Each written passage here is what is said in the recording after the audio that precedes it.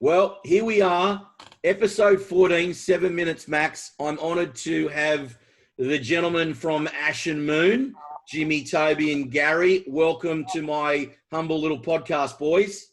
Hello, Mark. Hey, Mark, how's it going? Good. So we're all in LA. Everyone's safe and well? Yeah. We are. I'm on the East Coast. Oh, yeah. Good. And are we in lockdown? Who knows what's going on in LA at the moment? One day you're in lockdown, the next minute you're not. We are. I'm having the time of my... Go ahead, G. Yeah, we're back in lockdown again. So, yeah. And back in lockdown. I mean, It's unbelievable. And now mandatory, you have to wear a mask. Yeah, I'm having the time of my life. Yeah, well, Jimmy, you've been practicing for lockdown for 25 years.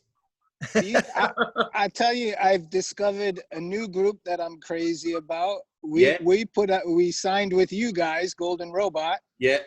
You know, all kinds of good stuff is happening. All good, buddy. And congratulations to everyone on Dust Bowl and Mosquito. We've got new videos coming out. We've got a big schedule. So nothing's stopping Ashenmoon. No COVID. We're going hard. You know what? It's actually had us working harder because what else are we going to do? We're going to write music. We're going to play music. We're going to record. Jimmy's been doing acoustic songs. It's been great. No, I reckon. I actually reckon it's good. A lot of. I mean, Gary, you wouldn't have done you've done more interviews now than you would have done. I know, maybe not more than the NXS days, but you've got the time to do them. No, exactly. And the thing is, I'm loving doing them because I'm talking about a project that is really true, close to my heart, and the fact that, written, produced by all of us, and I had my executive hat on, so it's really passionate for me. So the interviews, I'm actually going twice as long as I should because I'm loving having a chat. Yeah, that's good. All right, boys. Okay, so this is the way it works. I'm going to ask you 7 questions in 7 minutes. Let's see if we can get this done. So if it ends up getting staticky or someone cuts out, then someone else can jump in because we're all in different locations. All right. Okay. So here we go. Time starts now. Tell me about your best fast food experience anywhere in the world at any time. Best fast food experience, Gary. With Kirk in Perth buying Kirk, so you've got to come and get a garlic pizza. So he went to a pizza place. The guy put powdered garlic on it. Put it in the oven, came out, all the garlic was all toasted and gone, so we got bread for like $5. How long ago? That was in the 90s. That was, late 80s. So, it was Perth. Love it. Toby? Right, mine in Seattle when we were recording at London Bridge Studios, we had a drive-through was the only thing that was open. So we had to mimic that we were all in a car and we all walked up like this. And I was the driver and he was next to us and we pretended to be a car. And they laughed and said, That's brilliant. I love it. Jimmy? Just last week in the desert, I had a Jersey Mike's. It was outstanding. Oh, I love Jersey Mike's. Oh, nice. I love it. A relevant fast food experience. All right, let's go. That's good. All right. Well, and we'll do this in order. That's perfect the way we did it. All right. If you found $1 million in cash, right, in a Louis Vuitton bag, and Gary, not in your cupboard because, there'd be more than that there. I wish. But if you're walking along the street, there was no one around and you found $1 million in cash, what would you do with it? Gary, you first. Big believer in karma. I mean, it doesn't matter what bag it's in. It's probably a fake anyway. So I'd probably hand it in. All right. What I'd probably do if it was a real Louis Vuitton, I'd tax it and give that to an animal charity, then give the rest back. All right. Nice. Toby? I would buy a car. So the next time I went through a drive-through, I wouldn't have to fucking... Okay. All right. I like that. All right, Jimmy? I'd buy a lot of weed and wine. And there lies the difference. And there lies the dynamics of Ashenmoon. I love it. All right, brilliant. Okay, now this one I'm really excited about because with some of the I'm not going to say younger bands, I'm going to say less experienced bands. This is a hard question because I don't know what to say, but I'm really interested in this. And Gary, you go first. What has been? I'm even scared to ask this, but what is your biggest rock and roll regret? Gary, you first. Oh, geez. Let's see. Wow. Is there that many? Most embarrassing one was probably going, being asked to carry Michael's bag through customs in South America. And even though it was portrayed that it was a black dildo in the bag, it wasn't that. It was in his bag. He had a pregnancy testing kit covered in mud. And I went through his bag and went, I'm not carrying that. You know, like, so, yeah, that was, my biggest regret was, I don't know, that I didn't carry it. I mean, yeah. All right, I love it. I love it. It's a good story. All right, Toby, you're up. Biggest regret. Shit. Okay. I reckon, well, with the first time I met Chris Cornell at a nightclub called the Dragonfly back in the day on Santa Monica Boulevard, my regret was that I didn't spend more time hanging out with him. Yeah. And I had the opportunity to spend probably most of the night. And I was just a little bit, I was like, nah, I should just give him his space, shouldn't I? And I did. Oh, Toby. Oh, no. I'm regretting that. I wasn't even there. And I could tell he would have been down to hang, man. So that's wow. When was this? When was this? Can I redo mine then? Yeah, you can. You can. Sorry, 2007 and David 2007. Mine's along the line now. My new one's along the lines of Toby's, because I went and I discovered Jeff Buckley Grace and fell in love with the record. Went to the concert, got to meet the guy, and they're leaving and we're chatting away, and he's like, "We're going to party." It was like a minivan with just the band and me, and they're going to someone's house to party. And I went, "No, I've got to get home." Oh, Gary. Obviously, he'd left the planet. So it was I've been regretting that ever since, of course. Jimmy. We're talking about my two favorite singers on that had ever lived. And mine too. And Chris Cornell. And there's four of mine. You're one of them, and Michael Hutchins is the fourth. So there you go. Unbelievable, mate. Jimmy, big shoes to fill, my man. You're up. Very, very simple. I never got to see Led Zeppelin. Yeah, mate. You know what I'm like with Zeppelin, so I'm with you all the way. All right, brilliant. Okay, question four. All right, this is actually a good one. This is a great one. If you weren't in a rock and roll, if I don't mind saying so myself, if you weren't in a rock and roll band, because you guys are full-time musicians, absolutely. This is why I like asking you this. If you weren't in a rock and roll band, what would you have done? So, Gary, you first. I actually was pumping gas and doing mechanics when I was a kid, but also studying to be a draftsman and do woodwork. I'd probably just doing woodwork, just making furniture or something with my hands. Yeah, interesting. And Toby?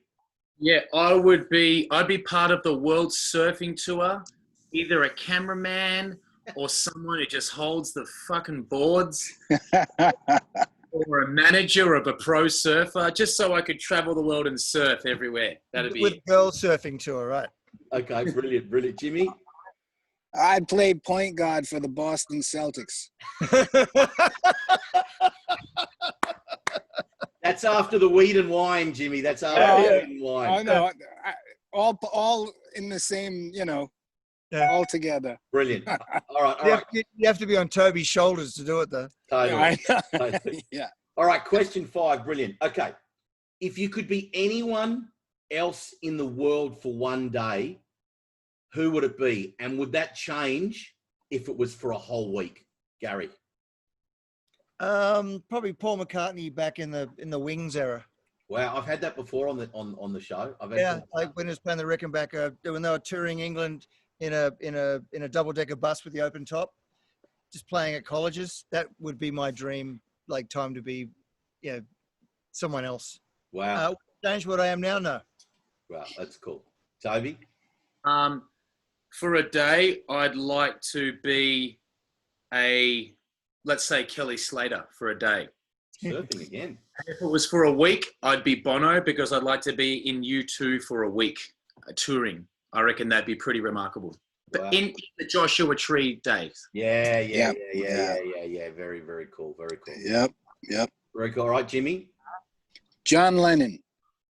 Okay. What era? 1966. Okay. All right. Well, you'd get on with Gary well, because he'd be Paul McCartney. So that works. All right. I like that. All right. Brilliant. Great answers. Okay, question 6. You guys are doing well. No, you're over, but that's good. I'm enjoying it. Okay, so if you all had to live in the one house together, all of you, who would do what? Who would do the cleaning? Who would do the cooking? Who would do what? I'd probably clean, sadly. I mean, I'm a bit of a Cancerian, so I'm a bit of a, I used to be more of a clean freak, but now I've got kids and dogs and stuff. I don't give a shit much. But yeah, I'd probably be the cleaning guy, the pick up after everybody guy. Toby's going, yes. But I didn't mention, Gary, the cleaner has to wear a little outfit, little skirt. Oh, shit. I've got to be free. That's right. All right, Toby, what do you? I reckon you're cooking, Toby. Mate, I would be cooking, but I feel like that Jimmy could be cooking too. Am I right, Jimmy? Yeah, I was gonna say I'd do the cooking for the boys. So if we could share the cooking, and then the other guy's doing maintenance around the house. Yeah, I do. And or just smoking weed and drinking wine. Yeah, I was gonna say I got the cooking, the booze, and the weed. Yeah. All right, I like that. All right, brilliant. We're going okay. It's about 9 minutes, but I'm enjoying this, so I don't care. All right, last question. Which one of your, it's sort of opposite to the one before, but which one of your idols have you met that was awesome? And have you also met an idol or someone that you really enjoyed, but they actually turned out to be a bit of a wanker or a nightmare? Yeah. 2 obvious ones. I met Freddie Mercury. He was a sweetheart. I met Gene Simmons, and he's a slime bag. Not necessarily a slime bag, but we had pretty hot backing singers at the time, and he was all over him. Like so. Anyway. Okay, I love it, Toby. That's awesome. I have to go back to Chris Cornell, and he was absolutely lovely, and he loved a good time from what I saw. And then someone who wasn't so cool. I've met Gene Simmons as well, but that's besides the point. Yeah. Shit, man. Jared Leto. Jared Leto. That was interesting. Not that I don't think he knows that he meets people sometimes. So that's probably it. Yeah. Shit. Yeah. You actually remind me look-wise of him a little bit. You asshole. No, it's a compliment. He's lovely. It's a compliment. He's a good-looking fella. All right, I like that. All right, Jimmy, come on, man, hit me with it. Oh yeah, the coolest cat I ever met was Paul McCartney. I hung out with him backstage at the 2005 Grammys. Yeah. And then the biggest asshole I ever met, famous or non-famous, is Stephen Stills. Stephen Stills. I was down in Jamaica with him. I was playing with Beth Hart, and he was just a motherfucker. I wish I could have taken him out to sea, man. Wow. That's tough for me because I'm such a huge fan of his. But I know I'm still a fan. That's how great his music is. But well, I'll tell you a little side story. That I know possibly why. So I'll tell you a side story when we're off air. Oh. Love it. Well, that'll be part 2. All right. So that's 7 minutes max that you did in 11 minutes, 20 seconds. All right. It was very enjoyable. Very enjoyable. Gary, Toby, Jimmy, congratulations on the success with Ashenmoon with the 2 singles. And we've got plenty more coming out over the next 6 to 12 months on Golden Robot. Thank you, boys, for being on. It was an absolute pleasure. Actually, this has been one of my favorites. So thank you. Thanks, Mark. All right, boys. See you soon. Be well. Bye, buddy.